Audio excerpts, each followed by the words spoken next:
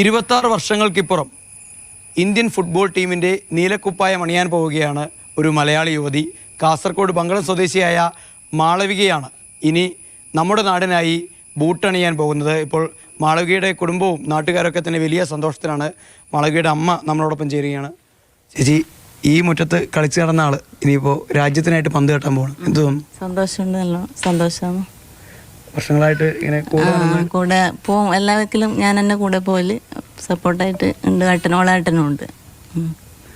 വിചാരിച്ചിരുന്നോ രാജ്യത്തിന് വേണ്ടിയിട്ട് കളിക്കാൻ ഇറങ്ങാൻ കഴിയുമെന്ന്? ഇല്ല, അവള് കുറേ എൻ്റെ പ്രയത്നിക്കുന്നു. അപ്പം അതിൻ്റെ ഫലം കണ്ടു. ഇപ്പം ഇത്ര ഏകദേശം എത്ര വയസ്സ് തൊട്ട് മാളവിക ഫുട്ബോൾ കളിക്കാൻ വന്നതാണ്, പോയത് ഗ്രൗണ്ടിൽ പോയി. പിന്നീട് ഇങ്ങനെ കൃത്യമായ പരിശീലനത്തിലേക്ക് അത് ആടെ ഗ്രൗണ്ടിൽ പോയിട്ട് നിതീഷിൻ്റെ ശിക്ഷണത്തിൽ തന്നെ കുറേ ഇതായത്.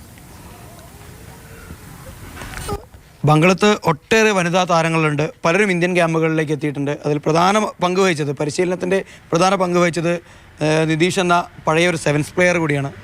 അദ്ദേഹം സന്തോഷ് ട്രോഫിയുടെ ക്യാമ്പിലൊക്കെ തന്നെ പങ്കെടുത്തിരുന്ന ഈ പ്രദേശത്തെ പ്രധാനപ്പെട്ട ഒരു ഫുട്ബോളർ കൂടിയാണ്.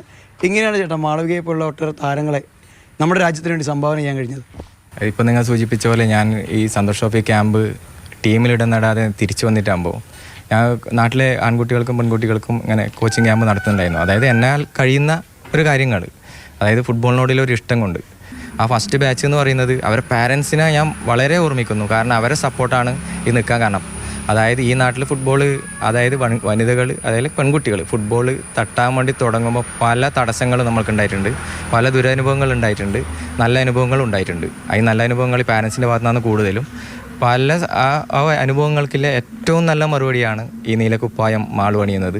അതിനു വേണ്ടിയിട്ട് നമ്മൾ കഴിഞ്ഞ ഏഴോളം വർഷമായി കാത്തിരിക്കുന്നത്. പല ആൾക്കാരും സപ്പോർട്ട് ചെയ്തിട്ടുണ്ട്, എന്നാലും അതിൽ കൂടുതൽ നമ്മൾക്ക് സപ്പോർട്ട് തളർത്താൻ നോക്കിയ അവസരങ്ങൾ മാത്രമേ ഉണ്ടായിരുന്നുള്ളൂ.